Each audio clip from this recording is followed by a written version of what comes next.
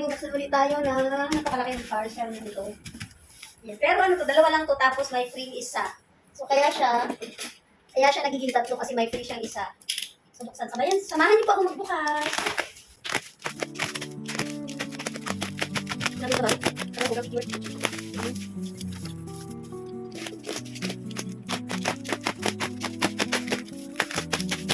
Sobrang cute talaga yung pagkakatawad. Sabi ko yung asawa ko na daw gusto ko. Yan na yung regalo niya sa Mother's Day. Ayun, sige na naman yung gusto ko. Subukan natin yung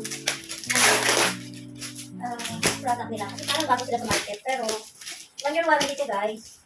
Hindi na po hirapan boiled ng egg. Kasi free lang to. So, ganyan lang siya.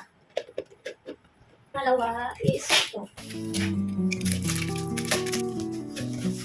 Siyempre, as usual, may manual din. Tapos meron siyang mat para hindi siya mag-sleep. Magtakbo kapag ginamit mo. And then, meron din siya nito. Tapos, meron siyang ito. Ito yung, ito pala yung pinaka-blade niya.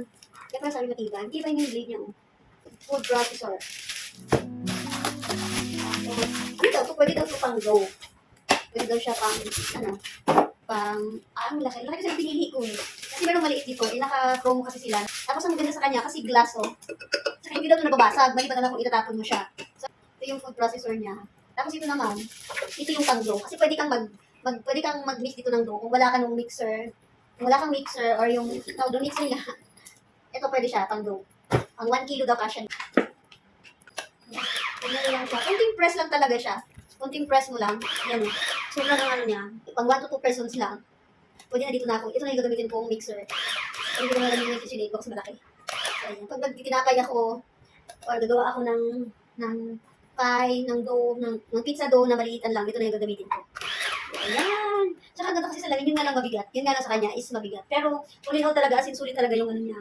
I-try din natin itong sa dough.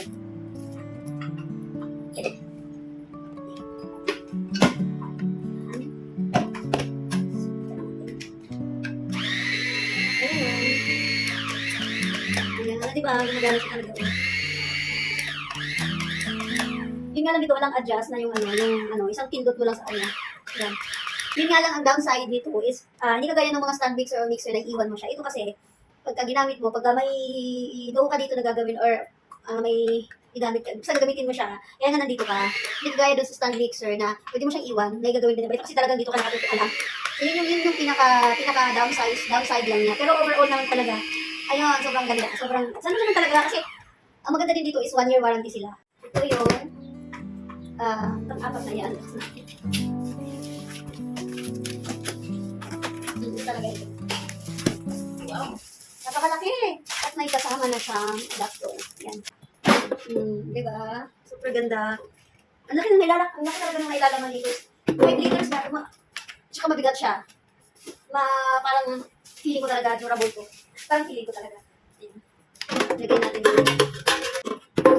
Tapos, ita-try natin itaas.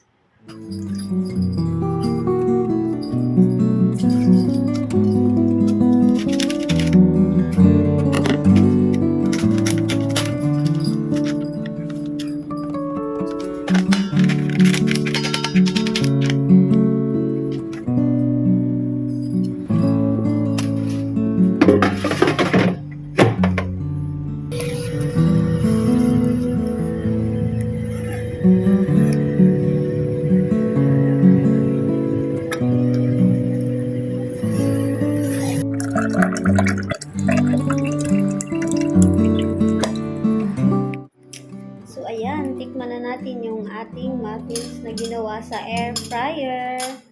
Tignan mo yung pagkaluto. Ayan o. Ang pangit ng itsura. Ayan, ang pangit. Premix tong ginawa ko Ito yung premix muffins na dala ng asawa ko galing US. Hindi ko sa gusto yung lasa.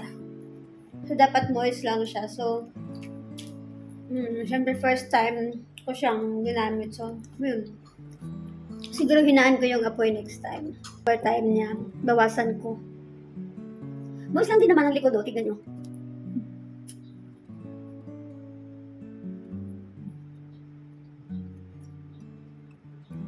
Medyo masim-asim siya. Siguro nga dahil ano to, Mixed berries. So, okay lang din naman pala.